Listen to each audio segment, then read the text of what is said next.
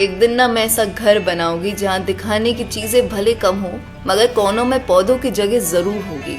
सुबह की धूप अंदर और बाहर पेड़ों की छाया दिखेगी। जिस घर में झगड़ों का शोर नहीं होगा, सुकून जहाँ खो नहीं जाएगा। दोपहर जो रात के डर से नहीं थामेगी और बिस्तर पे आंसू की नहीं फिर आराम की अंगड़ाइयाँ ली जाएगी। उस घर में भले अयाशी की चिड़िया ना पले मगर सुकून ना बेशक हाजिर होगा। भले महंगे फल ना मिले मगर रोटी मुस्कुरा कर निगली जाएगी। दीवारें फिर मेरी चीखेगी नहीं,